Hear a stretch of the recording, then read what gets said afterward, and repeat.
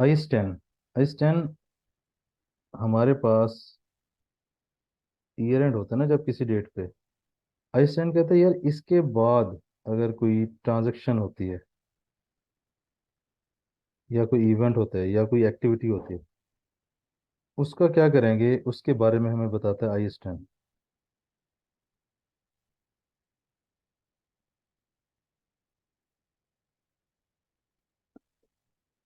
For example ये हमारे पास year and है। कंपनी लॉ कहता है कि ईयर एंड से लेकर 120 दिन के अंदर एजीएम करवानी, लेट से 28 अक्टूबर। जो एजीएम एक मीटिंग होती है अंडर जनरल मीटिंग, उससे 21 दिन पहले उसका नोटिस भेजना होता है। लेट से वो होगी 7 अक्टूबर। अब जिस दिन ये नोटिस भेजना, कम से कम इससे पहले हमें फाइनेंशियल स्टेटमेंट क्लोज करनी है और वो इस नोटिस में ऐड करके भेजनी है। लेट से वो मीटिंग हुई 30 सितंबर। 30 सितंबर पे बोर्ड ऑफ डायरेक्टर मिलते हैं जिसमें फाइनेंशियल स्टेटमेंट्स को फाइनल करते हैं। इसका मतलब ये हुआ कि यहाँ से लेकर यहाँ तक, यानी कि ईयर एंड से लेकर जिस डेट पे बोर्ड ऑफ डायरेक्टर की मीटिंग होती है जिसमें ऑथराइज करते हैं किसको, फाइनेंशियल स्टेटमेंट को, यहाँ पे कोई इवेंट होगा वो हमारे लिए रेलेवेंट है। Events after reporting date, after reporting date यहाँ तक, इनको कहते हैं इवेंट्स आफ्टर रिपोर्टिंग डेट। ये आई 10 में हैंडल होते हैं। या तो हमने उसको एडजस्ट करना होता है या हमने उसको एडजस्ट नहीं करना। एडजस्ट करने का मतलब है उसकी एंट्री पास करना, डबल एंट्री पास करना। और मजे की बात यह है, ये जो ईयर एंड था, एंट्री पास करनी है। एंट्री ईयर एंड जब होता है ना, उससे ऑनवर्ड जहाँ पे ये काम हुआ था, इसकी एंट्री लेट से एक चीज डेबिट होती है एक चीज क्रेडिट। ये जो इस ईयर एंड पे फाइनेंशियल स्टेटमेंट्स क्लोज हुई हैं, ये एंट्री उसमें जाकर एडजस्ट होगी। एडजस्टिंग इवेंट का मतलब ये है कि इस ईयर एंड पे जो फाइनेंशियल स्टेटमेंट्स क्लोज हुई हैं, उसमें इस एंट्री ने जाना है, उन फाइनेंशियल स्टेटमेंट में एडजस्ट होना है। अब नॉन एडजस्टिंग में दो तरह के सिनेरियो हो सकते हैं। जो उस टाइम लाइन के दौरान, कौन सी टाइम लाइन, इस टाइम लाइन के दौरान इवेंट हुआ था, या तो वो एडजस्टिंग होगा या वो नॉन एडजस्टिंग होगा। एडजस्टिंग की तो हमने कह दिया कि एंट्री होगी।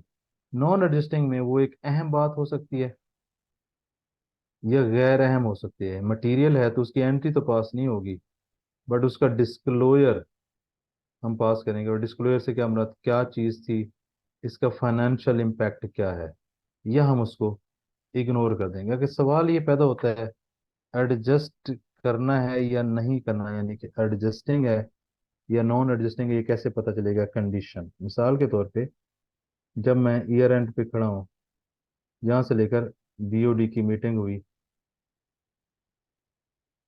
जिसमें फाइनेंशियल स्टेटमेंट ने फाइनल होना था, फाइनल किया गया, यहाँ पे जो हुआ, इसकी कोई एग्जिस्टेंस ईयर एंड पे, यानी कि लेट से 31/12, ये सॉरी 30 जून था,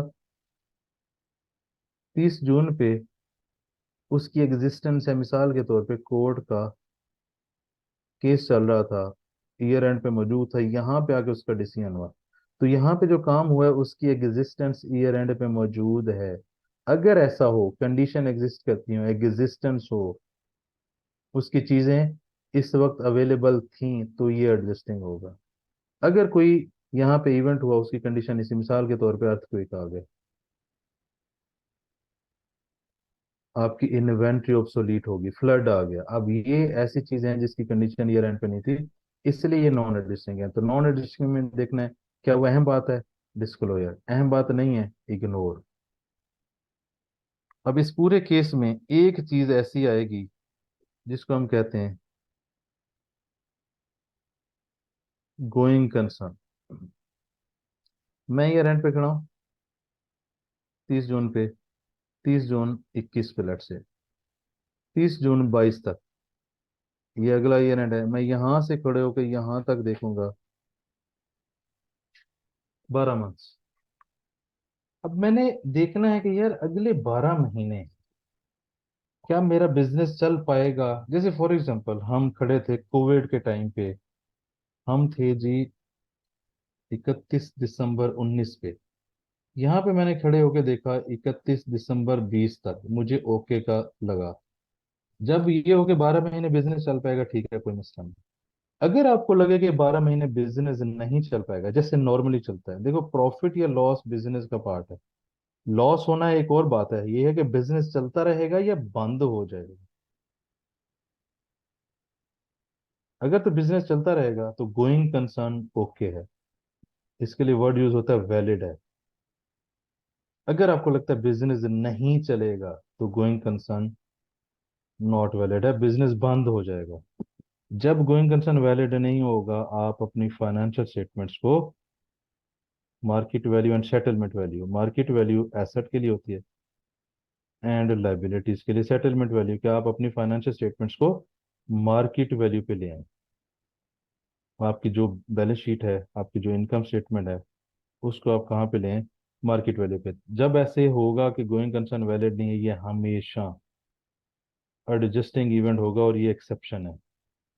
इसके लिए हमने कंडीशन या एग्जिस्टेंस नहीं देखनी, ये एक्सेप्शन है, ये हमेशा एडजस्टिंग इवेंट होगा। ये हमेशा एडजस्टिंग इवेंट होगा, गोइंग कंसर्न अगर वैलिड नहीं है। और उसका मैंने बताया कि किसी भी डेट पे खड़े होके आप देखते हो अगले 12 महीने तक।